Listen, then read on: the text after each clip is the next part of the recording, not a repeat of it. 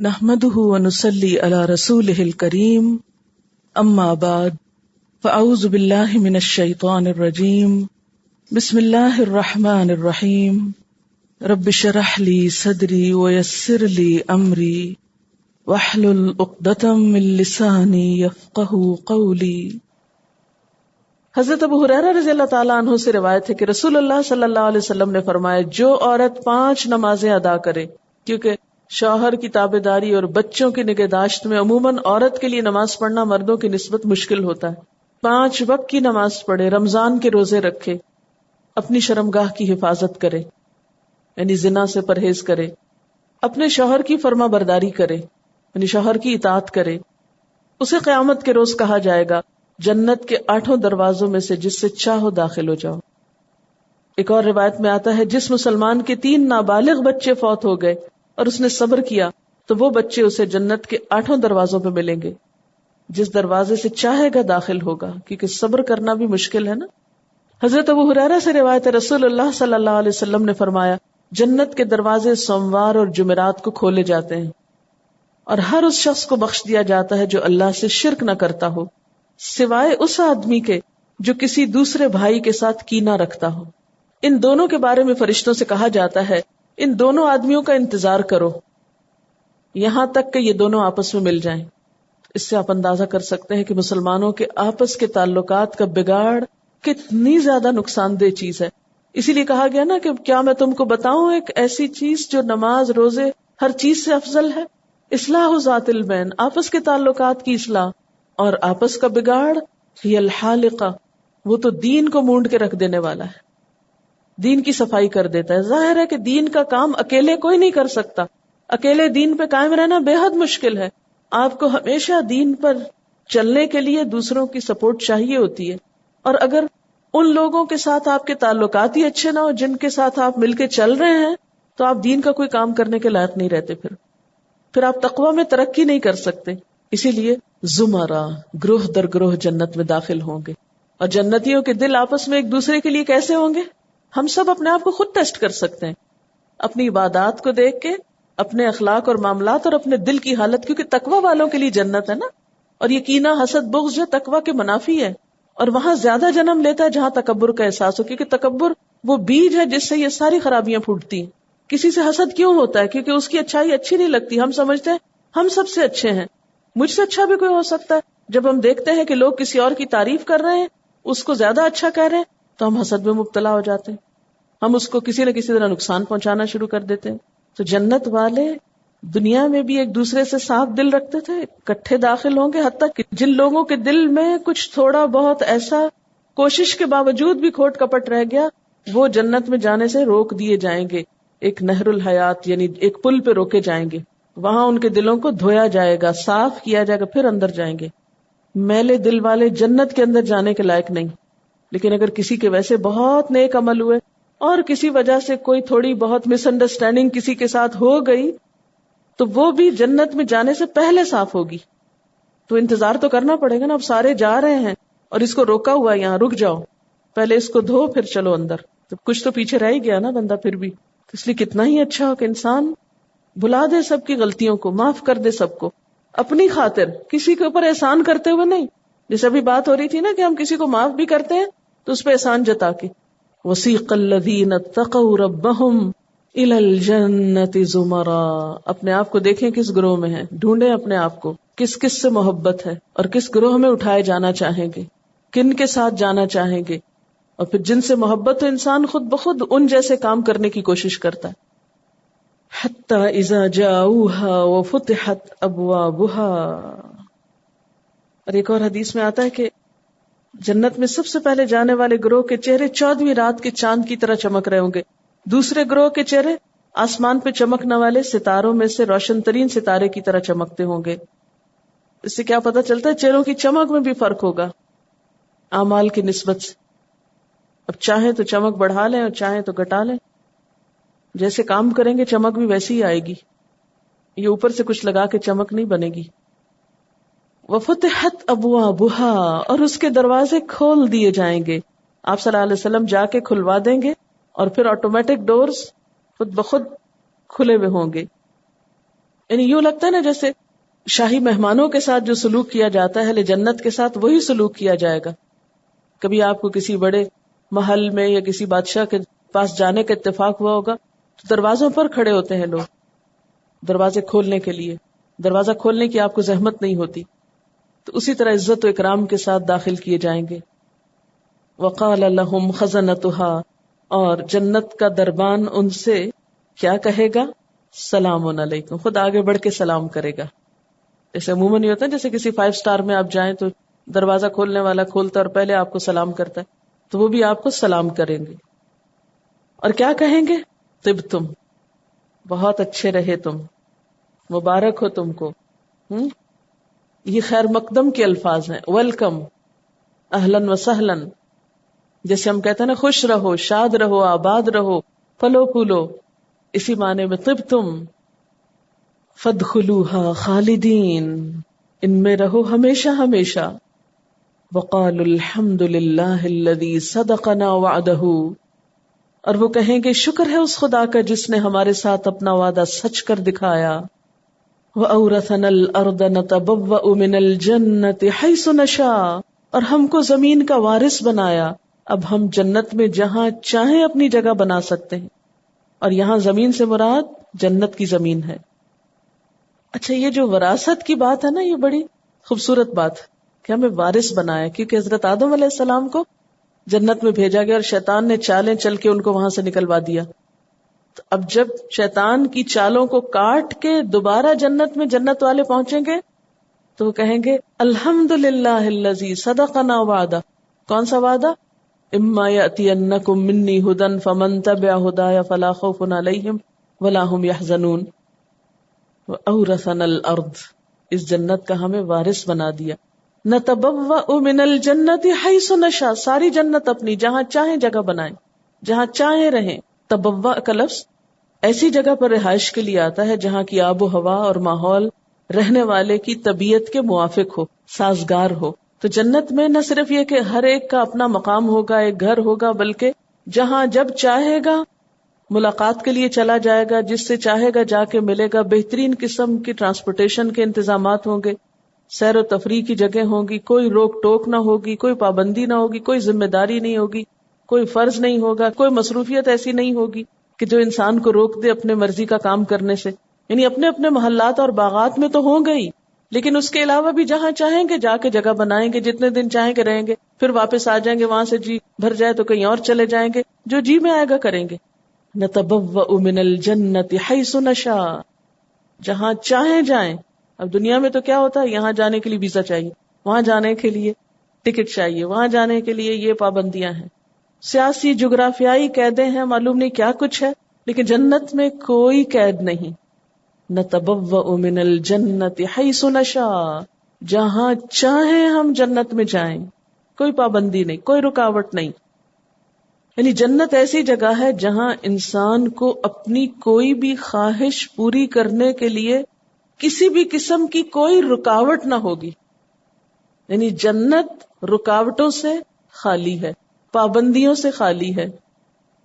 لیکن یہ ان کے لیے ہے جو دنیا میں پابندیوں کے ساتھ رہے. جزا کے طور پہ سب پابندیاں اٹھا لی جائیں گی. نَتَبَوَّأُ مِنَ الْجَنَّةِ حَيْثُ نَشَاءُ فَنِعْمَ أَجْرُ الْعَامِلِينَ، کتنا اچھا اجر ہے عمل کرنے والوں کے لیے. اب یہاں پر متقین اور باقی کچھ نہیں کہا، عاملین. جنت کی قیمت عمل ہے، جنت کے لیے عمل کی ضرورت ہے. عمل لے کے آؤ. یعنی جو محض دوسروں کے عمل کے سہارے یا دوسروں کی سفارش کے سہارے جنت میں جانے کے لیے تیار بیٹھے ہیں، وہ جنت الحمقاء میں رہتے ہیں، احمقوں کی جنت میں رہتے ہیں. وہاں تو کیا بتایا جائے گا؟ فَنِعْمَ أَجْرُ الْعَامِلِينَ وَتَرَى الْمَلَائِكَةَ حَافِّينَ مِنْ حَوْلِ الْعَرْشِ. عدالت برخاست ہو رہی، فیصلہ ہو گیا. جنت والے جنت میں چلے گئے، جہنم والے جہنم میں. یوم الدین کا اصل کام ختم، عدالت اٹھ گئی. اب سارے فرشتے عرش کے گرد گھیرا کر لیں گے. وَتَرَى الْمَلَائِكَةَ حَافِّينَ مِنْ حَوْلِ الْعَرْشِ يُسَبِّحُونَ بِحَمْدِ رَبِّهِمْ. سب کے سب اپنے رب کی حمد و ثنا میں مشغول ہو جائیں گے. سب سبحان اللہ پکار رہے ہوں گے، الحمدللہ کہہ رہے ہوں گے. وَقُضِيَ بَيْنَهُمْ بِالْحَقِّ، اور سارے انسانوں کے درمیان حق کے ساتھ فیصلہ کیا جائے گا، کسی پہ کوئی ظلم نہ ہوگا. اور اس انصاف کی وجہ سے اللہ تعالیٰ کی حمد و ثنا ہوگی کہ پہلے دن سے اللہ نے جو حق کو باطل کے معیار قرار دیے تھے اور جو وعدے کیے تھے اچھے عمل کرنے والوں کے لیے، وہ سب اللہ نے پورے کر دیے. مجرموں کو الگ کر دیا اور نیک کام کرنے والوں کو الگ.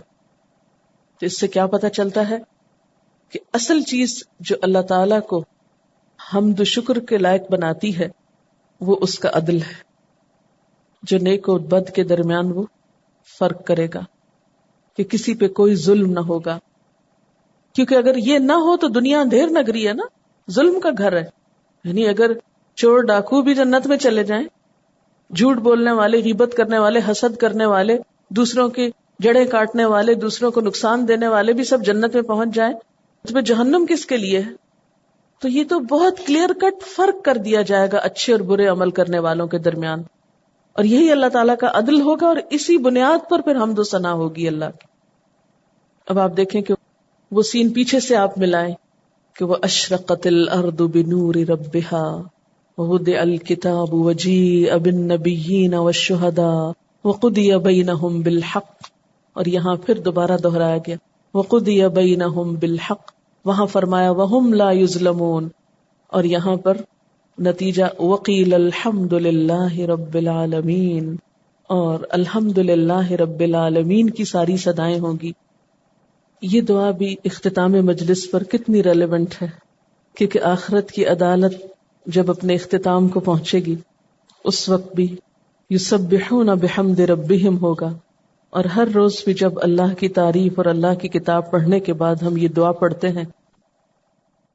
سورۃ المؤمن مکی سورت ہے، 9 رکوع ہیں، 85 آیات ہیں. اس سورت کو سورت غافر بھی کہا جاتا ہے.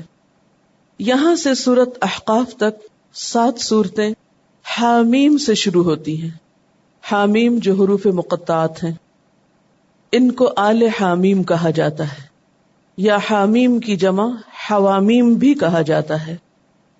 حضرت ابن مسعود رضی اللہ تعالی عنہ نے فرمایا کہ آل حامیم دیباج القرآن ہے. دیباج ریشمی کپڑے کو کہتے ہیں، مراد اس سے خوبصورت چیز، زینت. مسعر بن قدام کہتے ہیں کہ ان کو عرائس بھی کہا جاتا ہے. عرائس عروسہ سے دلہن کے معنوں میں، اور دلہن بھی ایک خوبصورت چیز ہوتی ہے. تو گویا یہ صورتیں قرآن پاک کی خوبصورت صورتیں ہیں. حضرت ابن عباس کہتے ہیں کہ ہر چیز کا ایک مغز یا خلاصہ ہوتا ہے، اور قرآن پاک کا خلاصہ آل حامیم ہے، یعنی حوامیم. حضرت عبداللہ کہتے ہیں کہ قرآن کی مثال ایسی ہے کہ کوئی شخص اپنے اہل و عیال کی رہائش کے لیے جگہ کی تلاش میں نکلا تو کسی ہرے بھرے میدان کو دیکھ کر خوش ہو رہا ہے. اچانک آگے بڑھا تو روضات یعنی ایسے باغات اس کو ملے جن کی زمین میں اگانے کا مادہ سب سے زیادہ، یعنی مزید زرخیز زمین ملی. یعنی کہ ایک شخص اپنے اہل و عیال کے لیے جگہ کی تلاش میں ہے گھر بنانے کے لیے، اچانک دیکھتا ہے کہ ایک سرسبز زمین ہے، اسے دیکھ کے وہ خوش ہوتا ہے. جو ہی اس میں وہ آگے بڑھتا ہے تو اس سے بھی زیادہ خوبصورت باغ نظر آتا ہے. تو اسی طرح ان صورتوں کا حال بھی ہے کہ قرآن پاک سارے کا سارا ایک سرسبز میدان کی طرح ہے، لیکن انسان جو جو آگے بڑھتا جاتا ہے اس کے حسن سے، اس کی خوبصورتی سے اور زیادہ محظوظ ہوتا ہے. اسی لیے حضرت عبداللہ بن مسعود کہتے ہیں کہ جب میں تلاوت قرآن کرتے ہوئے حوامیم پہ آ جاتا ہوں، یعنی قرآن پڑھتے پڑھتے ان صورتوں پہ آتا ہوں، تو گویا ان میں میری بہت تفریح ہوتی ہے، یعنی ان کو پڑھ کر میں انجوائے کرتا ہوں. اگرچہ یہ مکی دور کی صورتیں ہیں اور اس میں بھی کافی سخت مضامین ہیں، لیکن معنی کے اعتبار سے کچھ آسان صورتیں بھی ہیں، اور ان میں قرآن پاک میں جو کچھ ہم پیچھے پڑھ چکے ہیں ان کی دہرائی بھی ہے. یعنی ایک دم انسان ریلیکسڈ فیل کرتا ہے، اصلاً مدنی دور کی صورتیں اور کچھ اور صورتیں پڑھ کر انسان بہت بوجھل ہو جاتا ہے، جس سورۃ التوبہ ہے، سورۃ الاحزاب ہے، سورۃ النور ہے، اور اپنے اوپر ایک بہت گرانی سی محسوس کرتا ہے. لیکن جب ان صورتوں پہ پہنچتا ہے تو اپنے آپ کو ہلکا پاتا ہے. تو آپ دیکھیں گے امتحان کے موقع پر بھی کہ آپ کو وہ پریشانی نہیں ہوگی جو کچھ اور صورتوں کی تیاری میں ہوئی. حضرت محلب بن ابی صفرہ سے روایت ہے، انہوں نے فرمایا کہ مجھ سے ایسے شخص نے روایت کی جس نے خود آپ صلی اللہ علیہ وسلم سے سنا کہ آپ کسی جہاد کے موقع پر رات میں حفاظت کے لیے فرما رہے تھے کہ اگر رات میں تم پر چھاپا مارا جائے تو تم حامیم لا ینصرون پڑھ لینا. یعنی یہ دو لفظ پڑھ لینا، حامیم لا ینصرون. حامیم تو حروف مقطعات ہیں، ان کا معنی اللہ تعالیٰ ہی جانتا ہے، اور لا ینصرون کا مطلب یہ ہے کہ ہمارے دشمنوں کی مدد نہیں کی جائے گی. یعنی ان دو لفظوں کے پڑھنے کی تاکید کیوں کی کہ دشمن کامیاب نہ ہو سکے. تو اس سے یہ بھی پتہ چلتا ہے کہ حامیم دشمن سے حفاظت کے لیے ایک قلعے کا کام دیتی ہے. یہ حوامیم تعداد میں 7 ہیں، یعنی 7 صورتیں حامیم سے شروع ہو رہی ہیں. جس طرح ان کا آغاز مشترک ہے، اسی طرح ان کے اندر پائے جانے والے معنی بھی باہم مشترک ہیں. یہ ساری صورتیں دعوت کے اس دور سے تعلق رکھتی ہیں جب توحید اور شرک کی بحث نے اتنی شدت اختیار کر لی کہ آپ صلی اللہ علیہ وسلم اور آپ کے ساتھیوں پر مکہ میں زندگی تنگ ہو کر رہ گئی. اور ان میں ہمیں ہجرت کی طرف ہلکا سا اشارہ بھی ملتا ہے، اور پھر ساتھ ساتھ رہنمائی اور تسلی کی بہت سی باتیں بھی اس میں پائی جاتی ہیں. بسم اللہ الرحمن الرحیم. حامیم، حروف مقطعات جن کا معنی اللہ تعالیٰ ہی جانتا ہے. تنزیل الکتاب من اللہ العزیز العلیم، نازل کرنا ہے کتاب کا اللہ کی طرف سے جو زبردست ہے، علم والا ہے. یہاں تنزیل منزل کے معنی میں ہے، یعنی نازل کی ہوئی.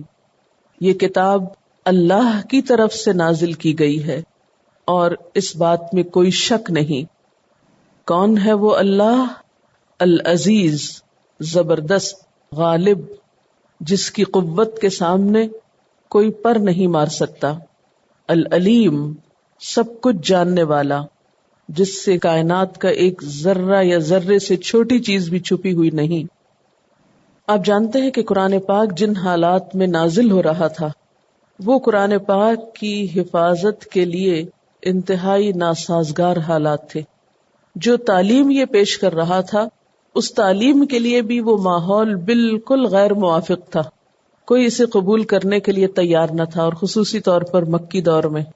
لیکن جب یہ بتایا گیا کہ یہ کتاب معمولی کتاب نہیں، کسی انسان کی کتاب نہیں، اللہ کی کتاب ہے، اور اللہ تعالیٰ کی ہستی، وہ ہستی جو بہت زبردست ہے اور بہت علم والی ہے، تو اس وقت شاید یہ بات لوگوں کو سمجھ میں نہ آتی ہو. لیکن ہم دیکھتے ہیں تاریخی طور پر کہ اللہ سبحانہ و تعالیٰ جس کی صفت العزیز ہے، اس نے اس کتاب کو بھی اور اس کتاب کے ماننے والوں کو اس دور میں اور بعد میں آنے والے ادوار میں غلبہ عطا کیا. اور اسی طرح العلیم، وہ ہستی جو بہت زیادہ علم رکھتی. ایک ہوتا ہے نا عالم اور ایک ہے علیم، صفت مشبہ، مبالغے کا صیغہ ہوتا ہے یہ، یعنی جس کے پاس بہت ہی زیادہ علم ہے. تو گویا یہ کتاب اس رب کی طرف سے آئی ہے جو بہت زیادہ علم رکھنے والا ہے.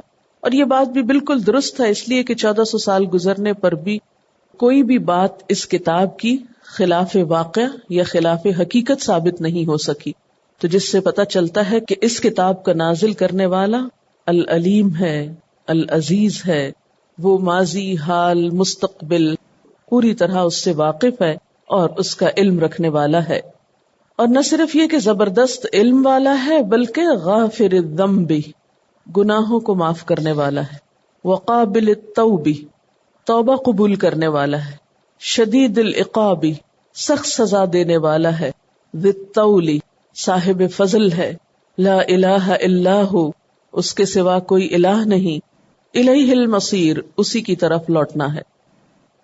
یہاں اللہ تعالیٰ کی مزید کچھ صفات کا ذکر کیا جا رہا ہے. پہلی صفت ہے غافر الذنب، گناہ معاف فرمانے والا. غفرہ کا لفظی معنی کیا ہوتا ہے؟ ڈھانپ دینا. کسی کو ایسی چیز پہنا دینا جو اسے میل کچیل سے محفوظ رکھے. مثلا لباس انسان کو میل کچیل سے بھی محفوظ رکھتا ہے، موسم کی تلخی سردی گرمی سے بھی محفوظ رکھتا ہے. اسی طرح کوئی بھی چیز جو دوسری چیز کے لیے حفاظت کا کام دے اور ڈھانپنے کا کام دے، اس کے لیے لفظ غفرہ استعمال ہوتا ہے. تو غافر الذنب، اللہ تعالی گناہوں کو ڈھانپنے والا ہے، معاف کرنے والا ہے، یعنی ان کو ڈھانپ دینے والا ہے، اس طرح چھپا دینے والا ہے کہ اس کے بعد کسی کو اس گناہ کا پتہ ہی نہ چلے. التائب من الذنب کمن لا ذنب لہ. اور اسی وجہ سے یہ کہا جاتا ہے کہ اگر گناہ ہو جائے تو اس کا ذکر کسی سے نہ کیا جائے.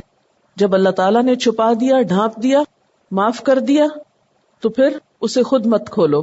اس کے بارے میں ابن کثیر نے ایک واقعہ لکھا ہے کہ اہل شام میں سے ایک بہت باروب اور قوی آدمی تھا اور حضرت عمر رضی اللہ تعالیٰ عنہ کے پاس آیا کرتا تھا.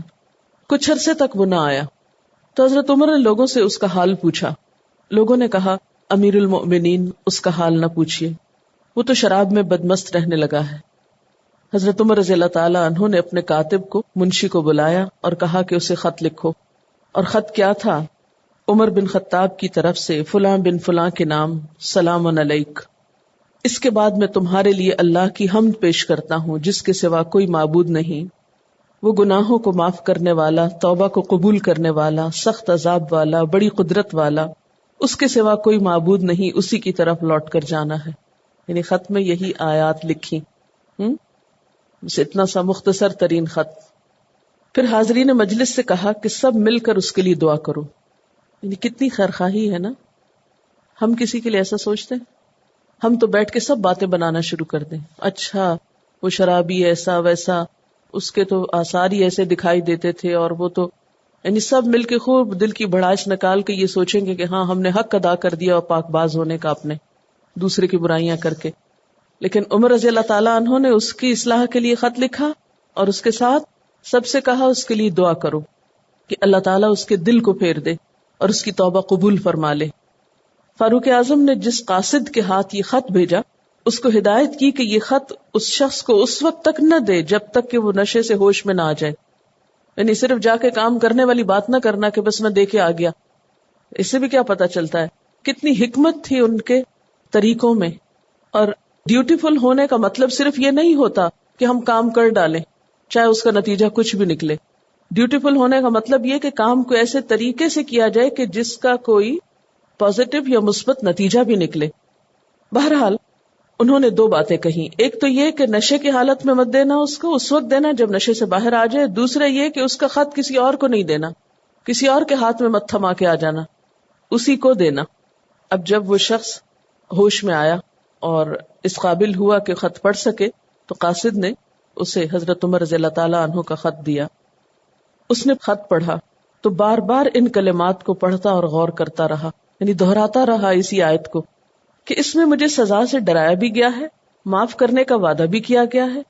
پھر رونے لگا اور شراب نوشی سے باز آ گیا اور ایسی توبہ کی کہ اس کے بعد شراب کے پاس بھی نہ پھٹکا. حضرت فاروق اعظم کو جب اس بات کی خبر ملی تو لوگوں سے فرمایا ایسے معاملات میں تم سب کو اسی طرح کرنا چاہیے. یعنی جب کسی کے گناہ یا غلطی کا پتہ چلے تو ایسی ہی خیرخواہی کرنی چاہیے کہ جب کوئی بھائی کسی لغزش میں مبتلا ہو جائے تو اس کو درستی پر لانے کی فکر کرو. یعنی اس کو اس کے حال پہ چھوڑ نہ دو، اس کو اللہ کی رحمت کا بھروسہ دلاؤ، اللہ سے اس کے لیے دعا کرو کہ وہ توبہ کر لے، اور تم اس کے مقابلے پر شیطان کے مددگار نہ بنو، کیونکہ شیطان تو یہ چاہتا ہے کہ دوسرا انسان اس کے ہتھے چڑھا رہے اور غلط کام کرتا ہی رہے. یعنی اس کو برا بھلا نہ کہو یا اس کو غصہ نہ دلاؤ، اسے دین سے دور نہ کرو، اس کو اس کے گناہ پر آر نہ دلاؤ، یہ چیز اسے دین سے دور کر دے گی. آج ہم مسلمانوں نے ان نصیحتوں کے خلاف بالکل الٹ عمل کرنا شروع کر دیا.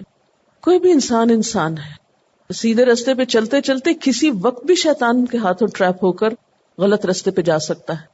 ایسے میں کیا لوگ صرف تماشائی بن کے دیکھا کریں یا خیرخواہی کیا کرے؟ اور خیرخواہی کا طریقہ کیا ہے؟ بہترین طریقہ اللہ کی کتاب ہی کے ساتھ کسی کی رہنمائی کرنا. اللہ کا کلام ہی ایسی چیز ہے جو دوسروں کو سمجھا سکے. میری آپ کی نصیحتیں اس کے مقابلے میں کچھ نہیں، یا تعویلیں یا عذر یا بہانے. تو بہتر یہی ہے کہ ایسے میں انسان اللہ کی کتاب کا سہارا لے، کیونکہ یہ کتاب گائیڈ بک ہے نا، رہنمائی کرتی ہے. اور کس چیز کی رہنمائی کرتی ہے؟ ہمارے ڈے ٹو ڈے پرابلمس میں ہماری رہنمائی کرتی ہے. لیکن افسوس کی بات یہ ہے کہ ہم نے اس کتاب کو ایک طرف رکھ دیا ہے اور اپنی زندگی کے مسائل حل کرنے کے لیے خود ساختہ طریقے اختیار کر رکھے ہیں. پھر بھلا مسائل حل کیسے ہوں؟ یہ صرف برکت والی کتاب نہیں، صرف رحمت اور شفا ہی نہیں، یہ گائیڈ بک ہے. ذالک الکتاب لا ریب فیہ ھدی للمتقین. لیکن ظاہر ہے کہ رہنمائی اسی کو دے گی یہ کتاب مختلف مشکلات اور پریشانیوں اور دکھوں میں، کہ جب واقعی کوئی رہنمائی چاہے گا جس کے اندر تقویٰ ہوگا، جو جھکے گا اور اللہ سے مدد مانگے گا. تو غافر الذنب، وہ گناہ معاف کرنے والا ہے، کر سکتا ہے، اس کے لیے کچھ مشکل نہیں. وقابل التوب، توبہ قبول کرنے والا ہے. اب غافر الذنب اور قابل التوب لفظی ترجمہ تو ایک جیسے ہی لگتا ہے. دیکھیں نا، جب ہم کہتے ہیں گناہ معاف کرنے والا ہے، توبہ قبول کرنے والا ہے، تو دونوں میں فرق کیا ہے؟ ایک ہی بات لگتی ہے، لیکن تھوڑا سا فرق ہے. ایک تو یہ کہ ایک صفت دوسری صفت کے لیے بطور تاکید بھی ہے، یعنی اس میں مزید سٹریس پیدا ہو جاتا ہے، بات میں وزن پیدا ہو جاتا ہے، زیادہ یقین دہانی ہو جاتی جب بات میں ذرا تکرار آ جاتی ہے. لیکن ایک ہی مطلب کے لیے یا ایک ہی بات کے لیے دو الگ الگ لفظ بھی لائے گئے ہیں. اب غافر الذنب سے معنی یہ بھی لیا جا سکتا ہے کہ جو کچھ ماضی میں ہو چکا ان سب گناہوں کو معاف کرنے والا ہے. اور قابل التوب، مستقبل میں اگر پھر غلطی ہو گئی تو توبہ قبول کر سکتا ہے، آئندہ بھی توبہ قبول کرے گا. یعنی مکمل طور پر انسان کو مایوسی سے باہر نکال لیا گیا، کیونکہ اس مایوسی سے باہر نکل کر ہی انسان ایک مفید اور تعمیری کردار ادا کر سکتا ہے معاشرے میں. ڈپریشن کے ساتھ نہیں، مایوسی کے ساتھ نہیں. اچھا، بعض لوگ یہ کہتے ہیں کہ یہ تو کوئی بات نہ ہوئی، ایک شخص اتنے گناہ کرے اور پھر اس کو معاف کر دیا جائے. یعنی جیسے کل بھی معافی کی بات ہوئی، یہ توبہ کی بات ہوئی، تو بعض لوگوں کا خیال یہ کہ یہ کوئی فیئر بات نہیں، یہ کوئی انصاف والی بات نہیں کہ ایک شخص جو گناہ نہ کرے اور ایک وہ جو ڈھیروں گناہ کرے تو اس کو بھی معاف کر کے اس کی طرح کر دیا جائے جس نے کوئی گناہ نہ کیا ہو یا کم گناہ کیے ہو. چلیے مان لیتے ہیں آپ کی بات، لیکن پھر آپ بتائیے کہ آلٹرنیٹ کیا ہے؟ کیا ایک شخص جس سے غلطی ہو چکی اس کو اسی جہنم میں پھینک دیا جائے؟ یہ تو کوئی حل نہیں. اور دوسری بات یہ کہ یو نیور نو کہ اگر کسی شخص کے پچھلے گناہ معاف ہو جاتے ہیں تو آئندہ زندگی میں وہ کتنے پروڈکٹیو کام کر سکتا ہے، اور ہو سکتا ہے وہ نیکیوں میں اس شخص سے کہیں آگے بڑھ جائے جس نے کل تک کوئی خاص گناہ کیے ہی نہیں تھے، کیونکہ اس شخص کو اپنی نئی زندگی کی ایک قدردانی بھی ہوگی، اس کے اندر ایک عاجزی بھی ہوگی، کیونکہ گناہوں کا اعتراف بندے کو اندر سے توڑ دیتا ہے. اس عاجزی کے ساتھ، قدردانی اور شکر گزاری کے ساتھ، اللہ کی محبت کے ساتھ جب وہ آگے بڑھے گا تو ہو سکتا ہے اور بہت ممکن ہے کہ وہ دوسرے لوگوں کے مقابلے میں نیکی میں بہت آگے نکل جائے. اور اس میں ایک نہیں کئی مثالیں ہیں صحابہ کرام کی. مثلا حضرت عمر رضی اللہ تعالیٰ عنہ جو حضور صلی اللہ علیہ وسلم کو قتل کرنے کے ارادے سے گھر سے نکلے تھے، تو یہ ارادہ ہی بہت خطرناک تھا اور بہت بڑا جرم تھا اس زمین پر. خدا نہ خواستہ اگر وہ اس ارادے میں پورے اتر جاتے، لیکن کسی نبی کے قتل کا ارادہ بھی ایک گناہ تھا. اب اگر ان کی معافی نہیں ہوتی تو وہ عمر فاروق کیسے بنتے؟ ان سے خلق خدا کو جو فائدہ پہنچا وہ کیسے پہنچتا اگر وہ اسی گناہوں کی زندگی میں ہی ڈوبے رہتے اور ان کی پچھلی معافی نہ ہوتی؟ اور یہ ایک مثال نہیں، 20 مثالیں ایسی ہیں کہ جس میں لوگوں کے بڑے بڑے جرائم کو معاف کیا گیا اور پھر آئندہ انہوں نے اتنی ہی بڑی بڑی نیکیاں بھی کی، اتنا ہی زیادہ تعمیری رول بھی ادا کیا. اس لیے یہ معاملہ تو اللہ کا ہے، وہ اس کی اپنی مخلوق ہے، جس کو جیسے چاہے معاف کرے. اس میں میں اور آپ کون ہے اعتراض کرنے والے؟ میرا اور آپ کا علم یا تجربہ یا حکمت وہ تو نہیں جو اللہ تعالیٰ کی ہے. العزیز العلیم کی صفت پیچھے گزر چکی ہے، اور ساتھ ہی العلیم ہونے کے باوجود پھر وہ غافر الذنب ہے، قابل التوب ہے، ساتھ ہی صفات آ رہی. اس کو پتا ہے کہ ایک توبہ کسی انسان کے لیے کتنی باعث رحمت ہو سکتی، کیونکہ اللہ تعالیٰ کیا چاہتے ہیں کہ انسان اس دنیا پر ایک مفید اور تعمیری زندگی بسر کرے، نہ کہ گناہوں کے ڈپریشن میں ڈوب کے ایسی زندگی کہ جس سے وہ خود بھی بیزار ہوں اور دوسرے بھی. وآخر دعوانا ان الحمد للہ رب العالمین. سبحانک اللہم و بحمدک نشہد ان لا الہ الا انت نستغفرک و نتوب الیک.